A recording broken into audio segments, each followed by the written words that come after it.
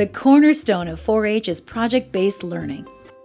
4-H gives young people an opportunity to really delve into their passions and to discover what they're passionate about in the first place, reflect upon it, get good at it, and then show the world what it's all about through their communicating about what they've learned. I couldn't agree more with Jennifer. Each year, I'm blown away at the creativity of 4-Hers and how they use their projects for educational purposes. Today, I checked out 2 really cool projects. The first being an escape room about zoonotics. My kids and I are eager to try it out, but before we enter, I got the backstory on this project from the University of Minnesota Extension intern, Kyle Rickeman. So 4-H has always prided itself on being on the cutting edge of educating the public on what they need to know. Zoonotics is very hot topic right now. Can you tell us a little bit about what zoonotics is?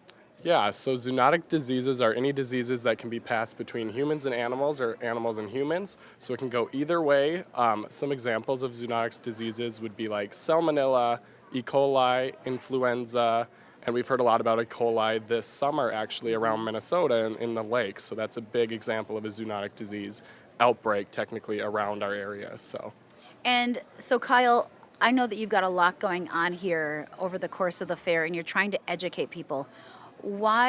Tell me about what you're doing here. So at the fair, we actually, over the summer, I came up with a zoonotic disease escape room for people to do. I brought it to 10 different county fairs in Minnesota, and now we have it here at the state fair for people to try. So what it has to do is you do an escape room, and it is related to zoonotic diseases. So you have to find the animal that's sick and what virus and what zoonotic disease it has. Okay, so have people been receptive to it? They have, yeah. We also have a survey at the end, and most everybody is learning what zoonotic diseases mean, which a lot of people didn't know what it meant at first. And then they're also learning the best ways to protect themselves from getting zoonotic diseases as well. So at the end of this, you told me people are not stuck inside. Everybody gets to learn how to get out, so that the idea is that they actually retain the information, They learn and retain. Yep. And so what have people's reactions been? Have they been having fun? Have they been having a hard time? Have they learned a lot?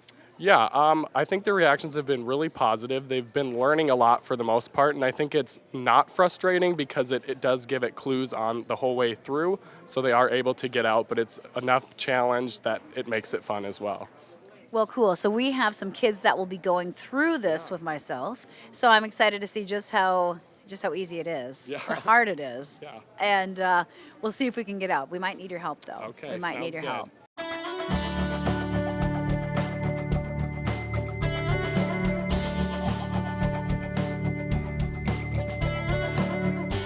We had a fun time in the escape room. Kyle definitely gave us a challenge. But 4-Hers' work on raising awareness about zoonotics doesn't stop with the escape room. Another team of 4-Hers, led by Teresa Gustafson, created a series of informational videos.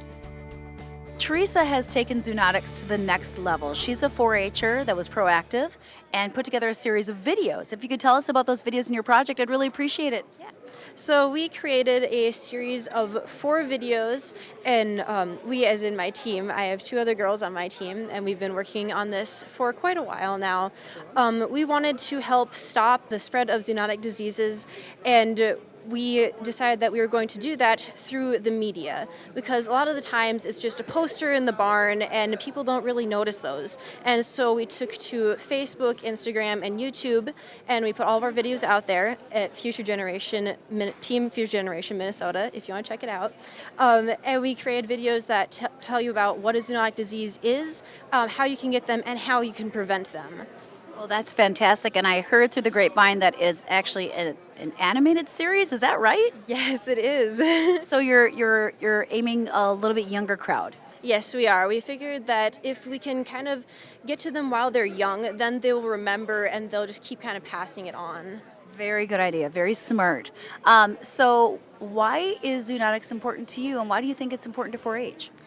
Zoonotics is important to me because I am a farmer, and when our animal gets sick at the fair, it brings it back to the entire herd, and then everyone gets sick, and it's kind of a bad deal.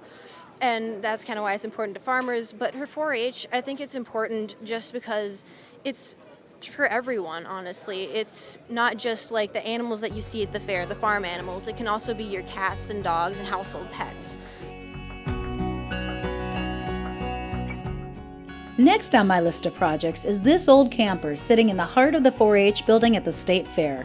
The Scamper has been given a complete interior overhaul, worthy of an HGTV designer.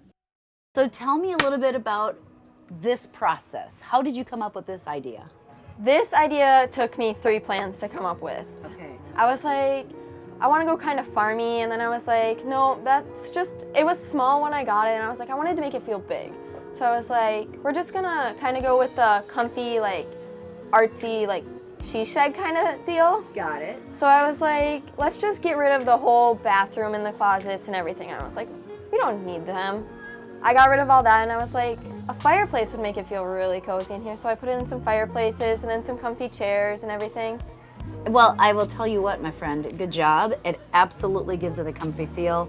This is the kind of place that when you're at the State Fair running around, it would be a great place to just come in and take a nap. Yeah. Wouldn't it? Yes. Take a little time off. It is very, very cozy, very comfortable. So as far as laying this out and actually doing the construction of it, were you out there with the saws and the tape measures and all that kind of good stuff? Yes, I was out there with everything, doing everything. It takes a lot of learning curves to figure out how to do different things. And I was out there breaking down walls every day when I first got it and just gutting the whole thing because it was super nasty in here. Yeah, how long did it take you from demo day to completion? Almost 3, it was just over 2 months, so 2 months in like 2 weeks. Labor of love for sure. Yeah. And your plans going forward with this beauty is to sell her, right? Yes. Okay. I'm going to sell it and use some of the money for my future projects. Okay. And then I'm hoping to donate some of the money to my 4-H club. I love it. That sounds fantastic. As I've said before, the variety and creativity of these 4-Hers projects is amazing. While 4-H projects are one of the public demonstrations of 4-H in action, an often overlooked fact is that 4-H is a program of the University of Minnesota Extension. University of Minnesota Extension is a statewide organization. We are part of the university, and 4-H is our youth development program. Dean of Extension Bev Durgan is no stranger to 4-H. She herself participated while growing up in Montana. I showed beef, and in fact my nephew from Montana who was in 4-H was with me a couple days ago at the beef show, and he looked at me and goes, oh, I miss my beef steer. So, I think all 4-Hers, it was a great time for them, and so they think about that time and go, oh, I wish I was still doing that. Dean Durgan agrees that creative freedom is a huge benefit of 4-H. You can be in the beef program, but you can also be self-determined that you want to give a demonstration on whatever, and you can do that in 4-H. And so 4-H is a very unique program in that it's really the 4-H who decides what they want to do. They can be part of a club, they can do it independently, they could be in an after-school program, they can go to camp.